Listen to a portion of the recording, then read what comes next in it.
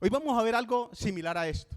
Yo no sé cuántas veces ustedes habrán escuchado acerca de esta parábola del Señor Jesucristo, pero hoy vamos a profundizarnos en ella. Pero vamos a orar primero. Padre Santo de la Gloria, en esta mañana ponemos delante de tu presencia este tiempo y el corazón de cada persona hoy aquí presente.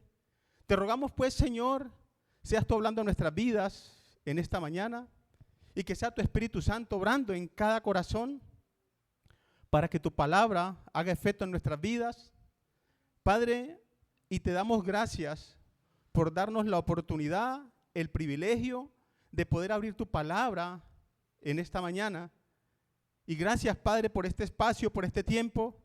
Y gracias, Señor, porque nos das el privilegio y el gozo de comenzar este año, precisamente reunidos como iglesia, para que podamos crecer, Padre, conforme a tu palabra y como ella misma lo dice. Padre, gracias pues en el nombre poderoso de tu Hijo amado, mi Señor Jesucristo. Amén. Mis hermanos, yo voy a trabajar con ese reloj que está allá porque está atrasadito como unos 5 minutos. El mío está adelantado. Entonces, si me paso unos minutos para que no vayan a llamarme la atención. Dice el Evangelio de Mateo,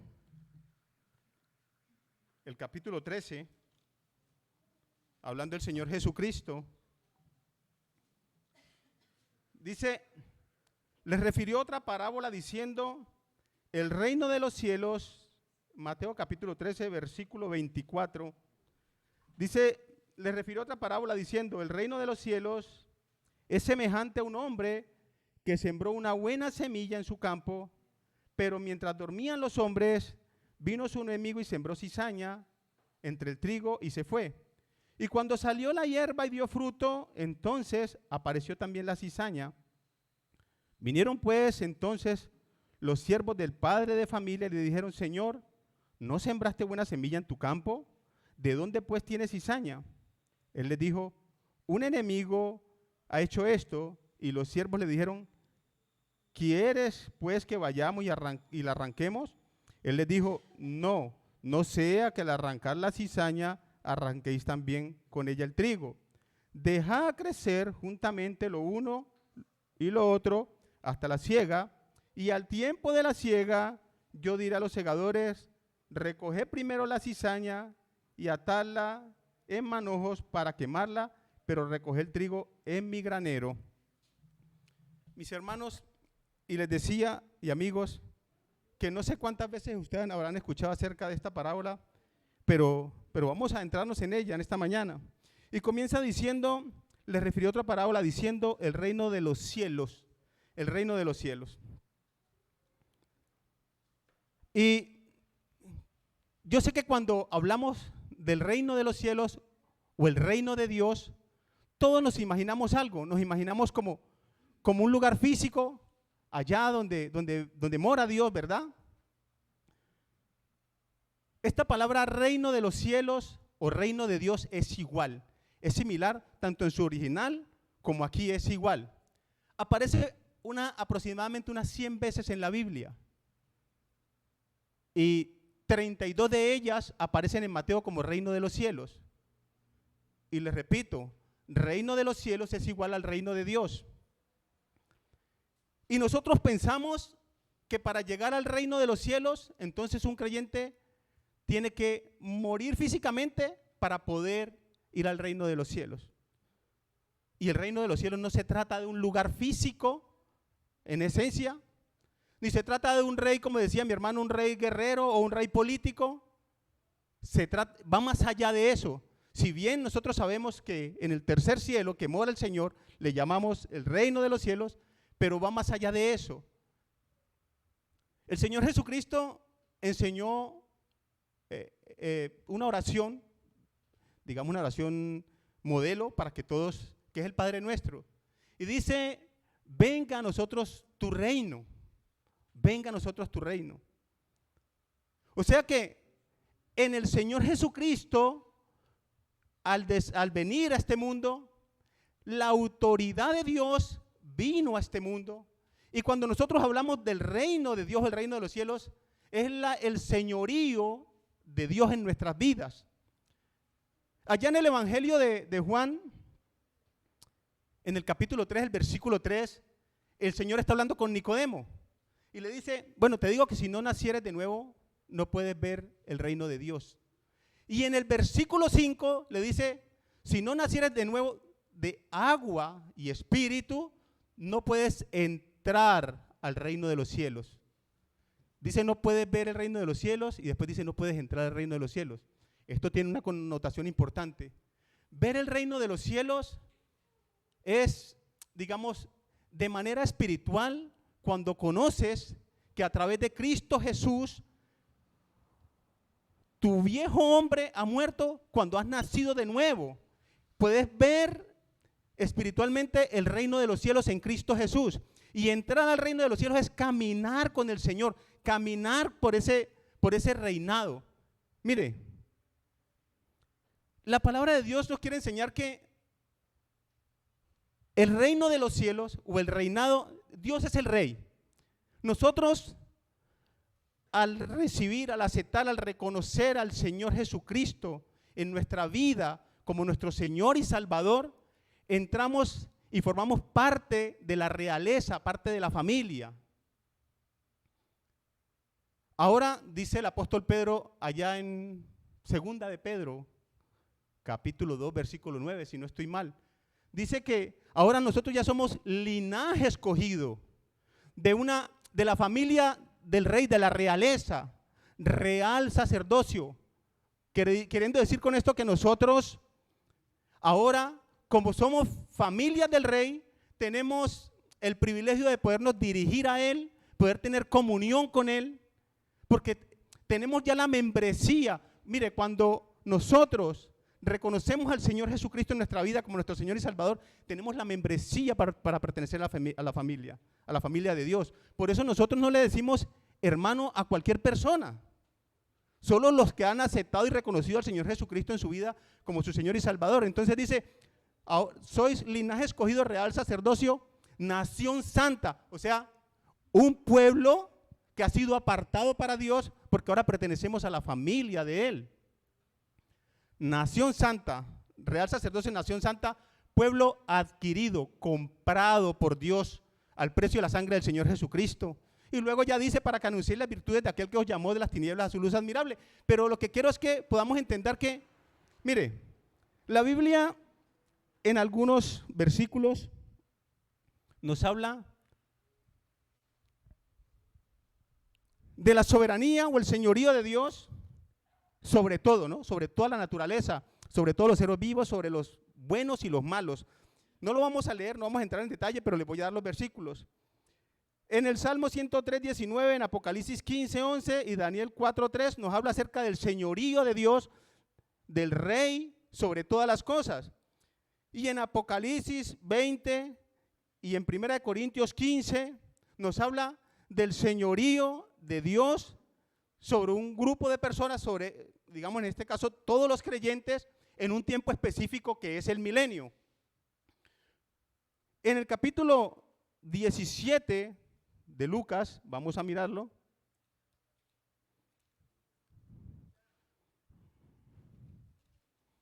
Dice el versículo 20 así: preguntando por los fariseos cuándo había de venir el reino de Dios. Recuerden que el reino de los cielos y el reino de Dios es la misma palabra. Le respondió y le dijo el Señor Jesucristo: el reino de Dios no vendrá con advertencia, ni dirán helo aquí o helo allí, porque he aquí el reino de Dios está entre vosotros. El reino de Dios está entre vosotros. El reino de Dios, la soberanía, el señorío de Dios a través de Cristo Jesús está entre nosotros. Le dijo el Señor Jesucristo en ese momento, pero aún en este momento también, a los que no han conocido el reino de Dios. Si usted hoy se arrepiente de manera genuina, acepta al Señor Jesucristo como su Señor y Salvador, entra al reino de Dios o al reino de los cielos. Inmediatamente entra, ya pertenece a la familia de Dios. Dice Romanos 14,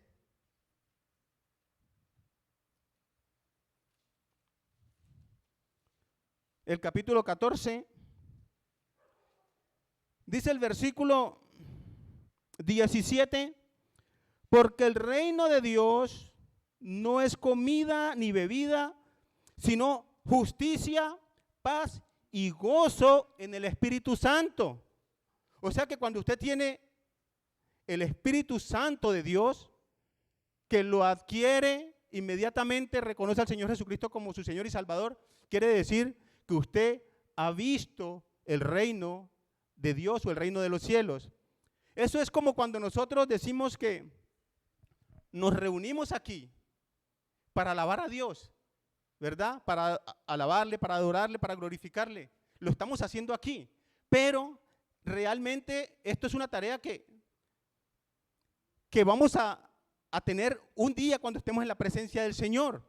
O sea, lo estamos haciendo aquí, pero lo vamos a hacer en la presencia misma de Dios cuando partamos de este mundo, ¿verdad? Y así mismo es el reino de Dios. Estamos ahora gozándonos del reino de Dios. Un día vamos a estar en su presencia, pero ahora mismo nos estamos gozando del reino de Dios o el reino de los cielos. Dice, mi hermano lo leyó esta mañana, Colosenses, capítulo 1 y el versículo 13.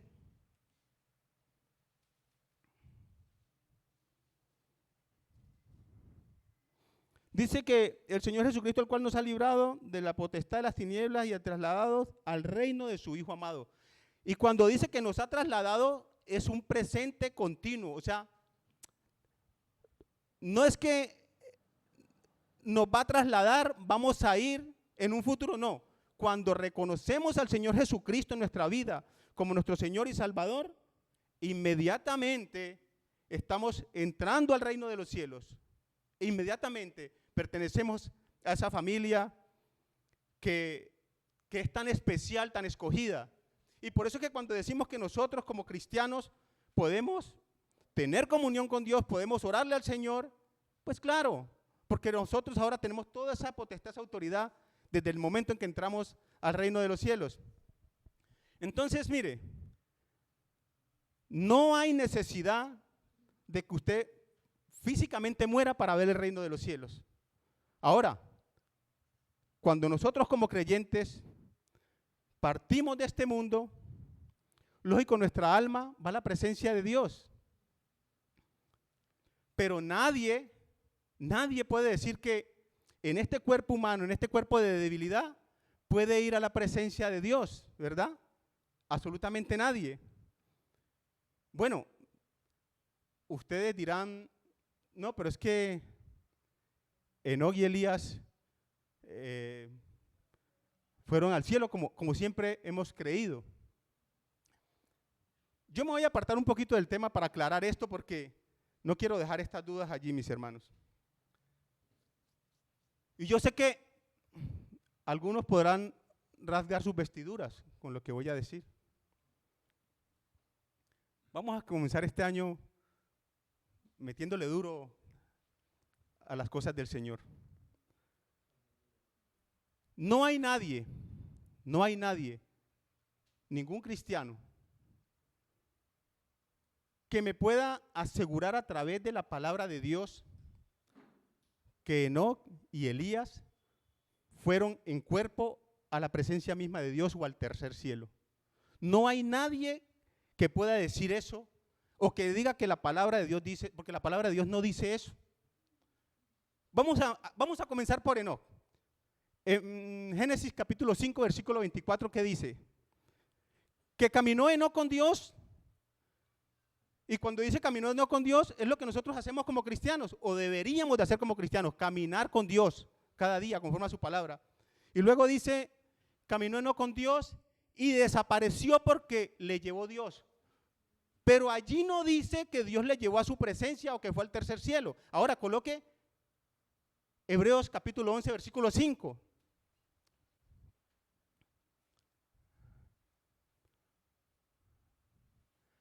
Dice, por la fe Enoc fue traspuesto, o sea, trasladado de un lugar a otro para no ver muerte, y no fue hallado porque lo traspuso Dios, lo cambió de lugar, y antes que fuese traspuesto tuvo testimonio de haber agradado a Dios. Ahora yo le digo, ¿quién me puede decir que ahí dice que no fue a la presencia de Dios o que fue al tercer cielo? Allí no dice eso. Allí no dice eso. Ahora, hermanos, ¿cómo pues, si supuestamente Enoc fue a la presencia de Dios y Moisés aparece más de 2000 años después de Enoc? Enoc fue el séptimo desde Adán, antes del diluvio. Y en el libro de Judas, en el capítulo 1, versículo 14, Judas se refiere a Enoc, al libro de Enoc, o a la epístola de Enoc. Y sabemos que el Pentateuco, que decía mi hermano ahora, el Pentateuco fue escrito por Moisés: Génesis, Éxodo, Levítico, Números, Deuteronomio. Y cómo después, años después, aparece Judas en el capítulo 1, versículo 14, refiriéndose a Enoc o a la epístola de Enoc. Entonces, no sé de nosotros por qué siempre nos convencimos que la Biblia decía que no había ido a la presencia de Dios, cuando no dice eso. Cuando no dice eso. Además, si nosotros decimos que Enoc y Elías fueron en este cuerpo a la presencia de Dios, entonces nosotros estamos diciendo que el Señor Jesucristo así ha dicho mentiras. Estamos diciendo eso. Cuando aseguramos eso, entonces decimos, no, el Señor Jesucristo entonces mintió. En el Evangelio de Juan, en el capítulo 3, el versículo 13 dice que nadie fue al cielo, sino el que descendió, el Hijo del Hombre, refiriéndose al mismo. Nadie subió al cielo, sino el que descendió del cielo, el Hijo del Hombre que está sentado en el cielo. Entonces, ¿cómo pues el Señor Jesucristo va a decir que nadie subió al cielo y si nosotros decimos que Elías y Enoc están en la presencia de Dios? No es así, mi hermano. Bueno, ahora vamos con Elías, porque en Elías sí se nombra la palabra cielo, pero tiene algo importante allí. Aquí hay hermanos que son muy estudiosos de la Biblia, 4 o 5 hermanos que estudian permanentemente la Biblia, y mi hermano Jorge, digamos, tiene mucho en comparar con el arameo, con el hebreo y con el griego, que son las palabras originales. Y mi hermano Jorge me podrá decir la palabra cielo que dice en Elías, si es igual o es diferente a las otras palabras cielo. En 2 de Reyes capítulo 11, versículo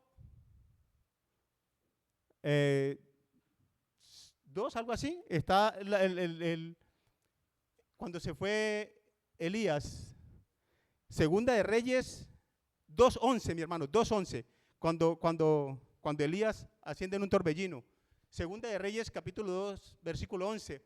Dice, y aconteció que yendo ellos y hablando, está hablando de Eliseo y Elías, he aquí un carro de fuego con caballos de fuego los apartó a los dos. Está diciendo que ellos estaban, hombre, recuerden que Eliseo no quería despegarse de Elías y la única forma de despegarlos, entonces Dios envió un carro de fuego con caballos de fuego y los apartó, los separó, para que pudiese ir Elías en un torbellino.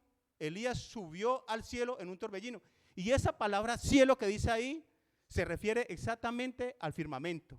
O sea, mire, siempre hemos hablado acerca de los 3 cielos que nos habla el apóstol Pedro allá en 2 de Corintios, capítulo 12, ¿cierto? Entonces está el cielo, el firmamento donde están las nubes, las aves. Está el segundo cielo, que es donde está el sol, la luna y las estrellas. Y está el tercer cielo, que está por encima de todos, que decimos que es la morada de Dios. Y cuando esta palabra aquí cielo se refiere ahí a las nubes. Dice que un torbellino lo subió a las nubes. ¿Y por qué les digo esto? Vuelvo y les digo, porque si Elías hubiese subido en ese cuerpo, en este cuerpo de debilidad, a la presencia de Dios, entonces el Señor Jesucristo estaría mintiendo. Segundo, 20 años después de la ascensión de Elías, supuestamente, hay una carta de Elías al rey Joram, hijo de Josafat. 20 años después, ya Elías hacía 20 años había ascendido a los cielos o al firmamento, pues.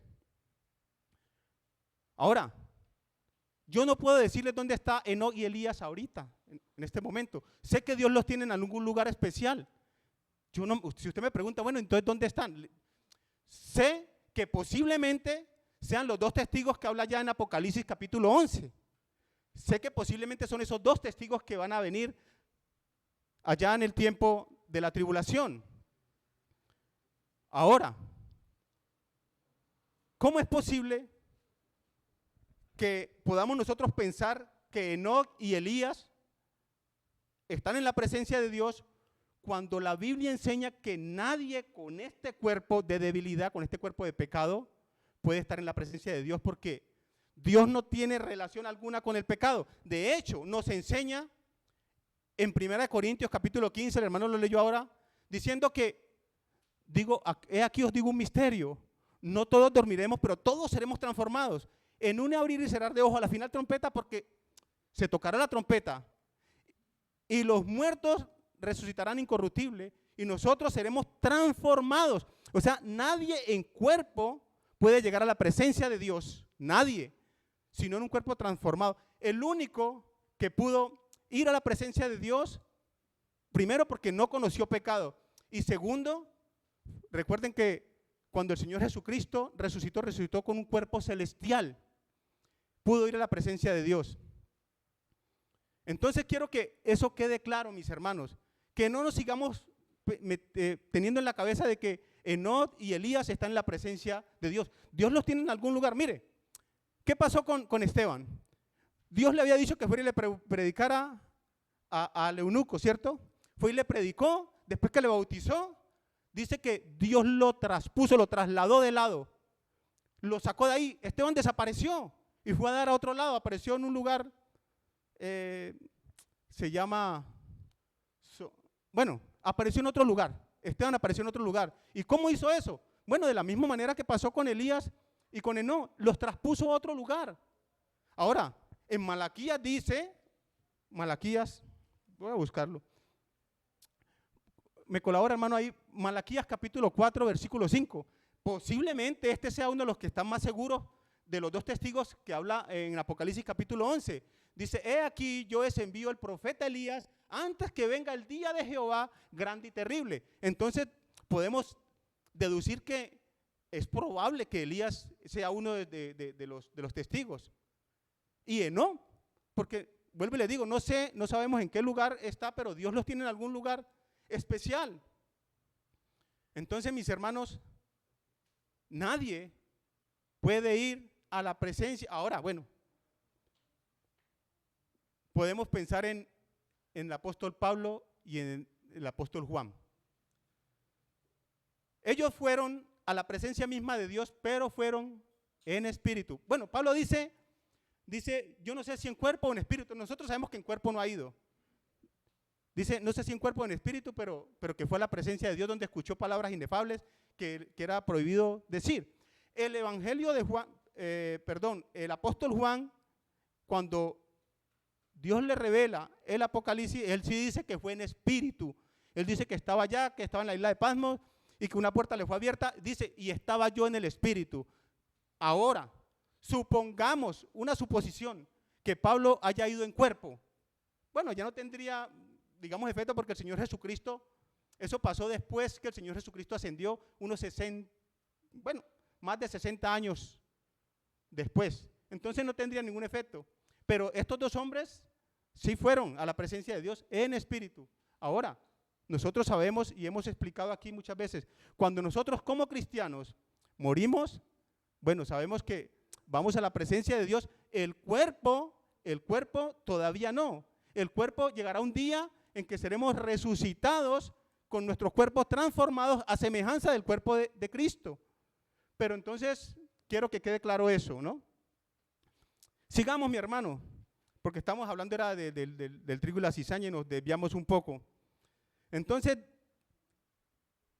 dice la palabra de Dios en Mateo, para que sigamos con nuestro tema de hoy.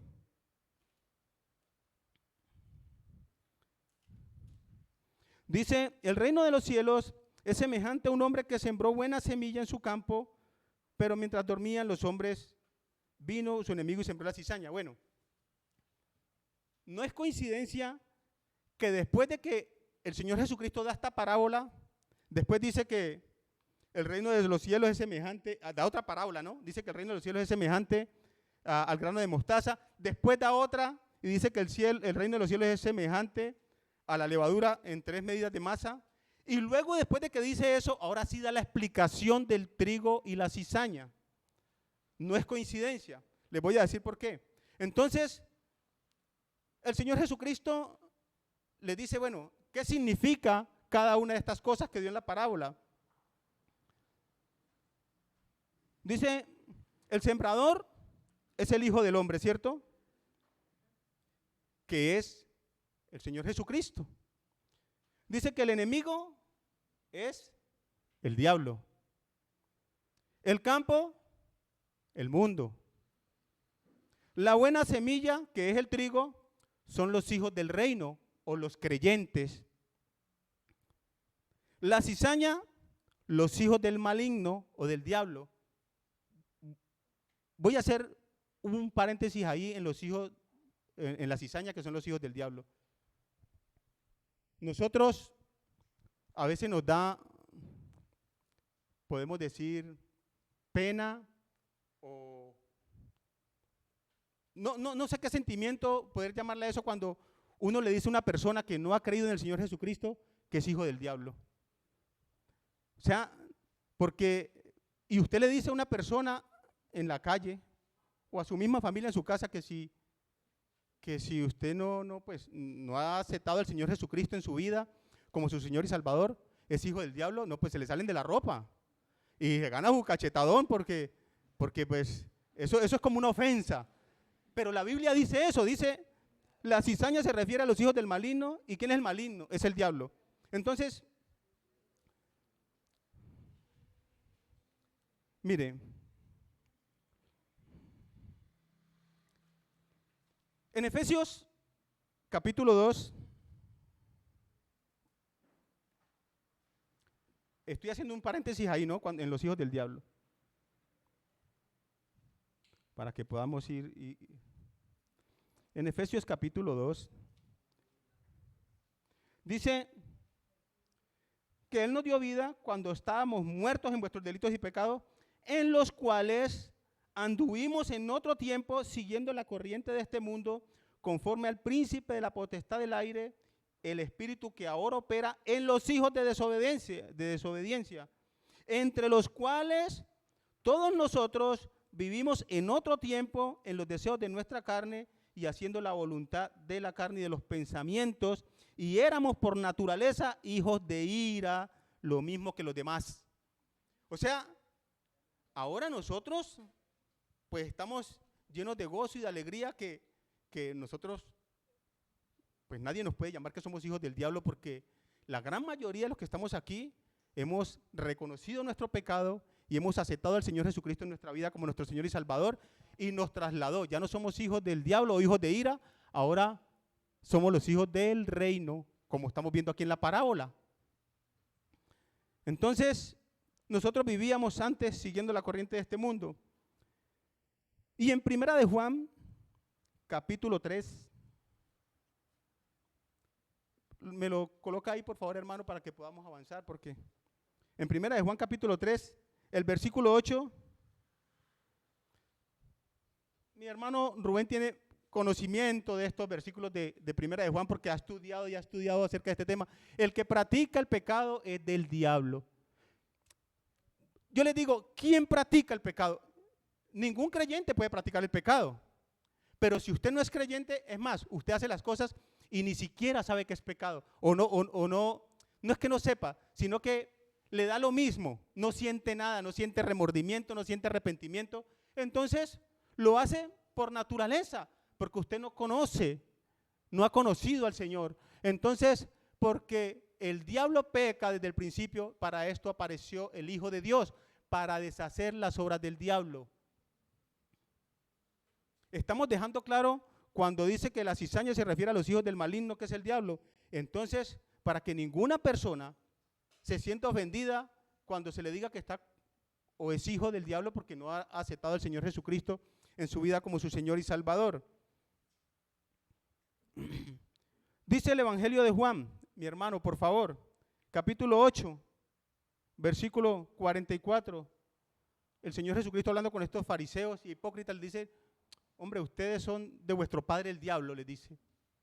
Vosotros sois de vuestro padre el diablo y los deseos de vuestro padre queréis hacer. Él ha sido homicida desde el principio y no ha permanecido en la verdad porque no hay verdad en él.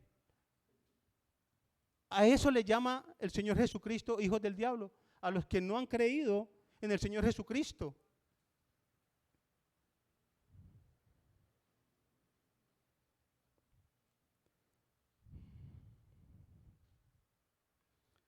Entonces sigamos, mi hermano, en Mateo capítulo 13, que es nuestro tema central.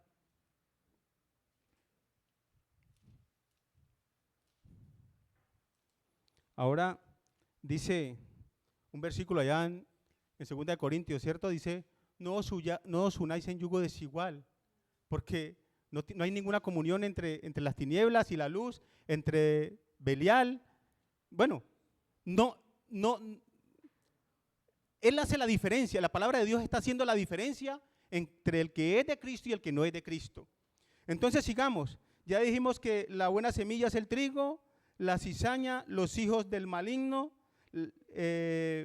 la ciega es el fin del mundo o el juicio final y los segadores son los ángeles.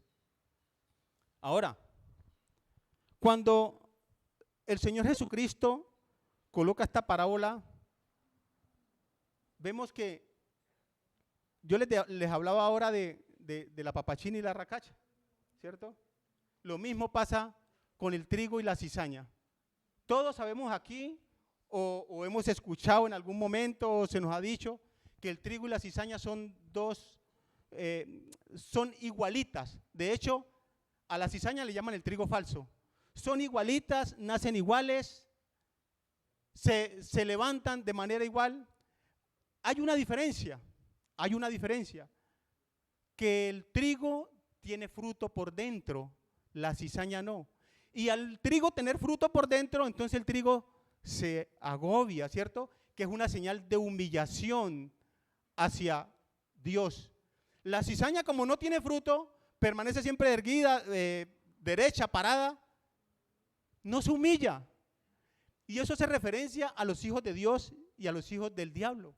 O bueno, no lo digamos así para que no, al que no ha creído y al que ha creído en el Señor Jesucristo. El que ha creído en el Señor Jesucristo, bueno, el fruto que tiene dentro hace que se humille ante su Señor.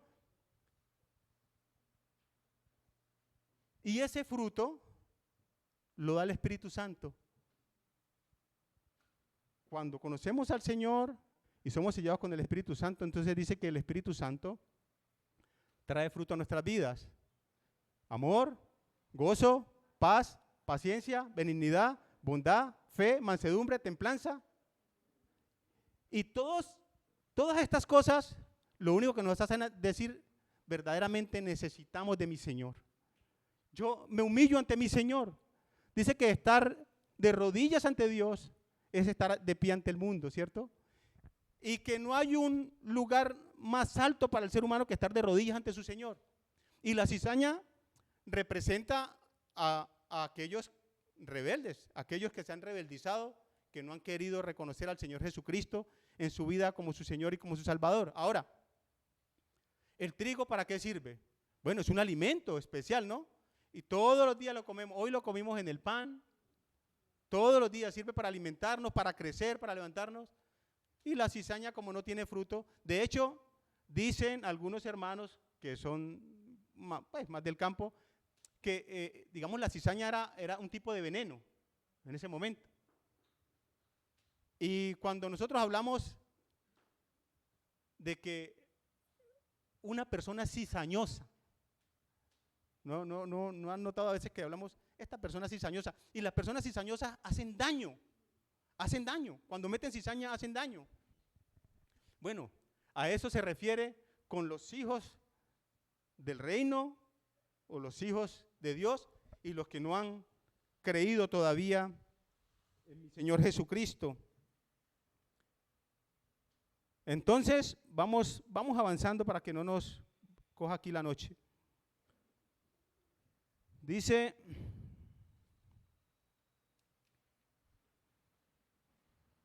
y cuando salió la hierba, dio fruto, entonces apareció también la cizaña. Vinieron entonces los siervos del padre de familia y dijeron: Señor, ¿no sembraste una buena semilla en tu campo? ¿De dónde tienes cizaña? Él les dijo: un enemigo, o sea, esto el diablo pues ha hecho esto. Y los siervos le dijeron: ¿quieres pues que vayamos y la arranquemos? ¿Por qué? Nosotros nos hacemos una pregunta. Bueno, dice, si está el trigo y está la cizaña, refiriéndose al bien y al mal, a los hijos de Dios y a los que no son hijos de Dios, bueno, ¿y por qué no los arranca de una vez? Pues no. Dice la Biblia que Dios es paciente, ¿cierto? Y es misericordioso, no queriendo que nadie perezca, sino que todos procedan al arrepentimiento. Y por eso, allá en Hechos, en el capítulo 17, versículo 30, dice que Dios ha pasado por alto los tiempos de esta ignorancia y por eso ahora manda a todos, hablemos de todos los seres humanos, los que no se han arrepentido, a todos los seres humanos, niños, jóvenes, a que se arrepientan, en todo lugar a que se arrepientan, porque ha dispuesto un día en el cual juzgará al mundo con justicia por aquel varón, habiéndole levantado de los muertos. Entonces, ¿por qué no los corta de una? No, pues, Dios lo que quiere es salvar al ser humano. Él no quiere que perezcan, Él quiere salvarlos. Y esa es la idea de Dios, porque Dios se deleita en misericordia.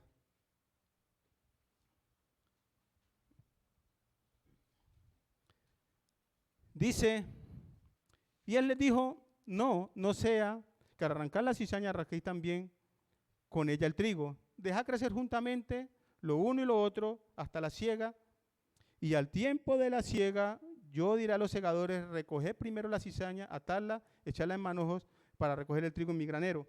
Mire, esto también nos demuestra que a pesar de la maldad que hay en el mundo y a pesar de los hijos del diablo que hay en el mundo, el bien sobresale.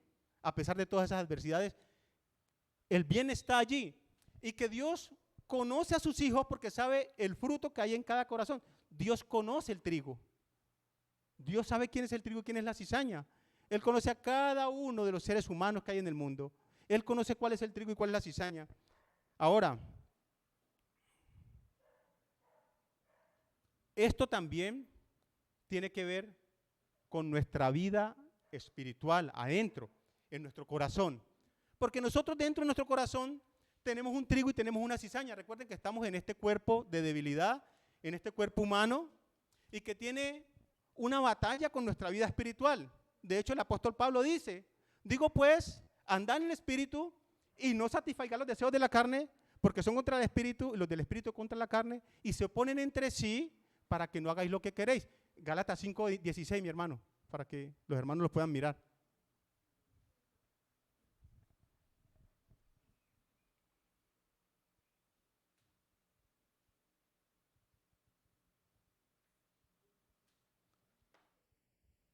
Digo pues, andad en el espíritu y no satisfagáis los deseos de la carne, porque los deseos de la carne son contra el espíritu y el del espíritu contra la carne, y estos se oponen entre sí para que no hagáis lo que queréis. Y esa es la lucha que nosotros tenemos dentro de nosotros, luchando con esta carne. Por eso el apóstol Pablo decía que él quisiera estar mejor en la presencia del Señor, porque la lucha con esta carne, de hecho en Romanos capítulo 7, si no estoy mal, mis hermanos.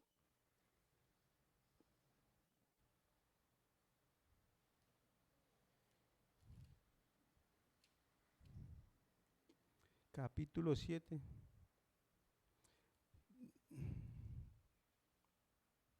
Dice el versículo 14.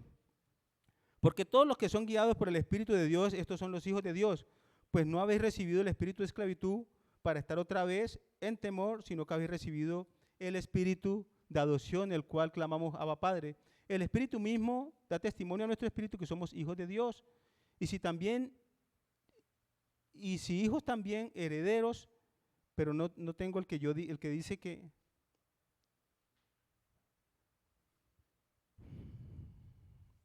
dice el versículo 21, 22, dice, porque sabemos que toda la creación gime a una.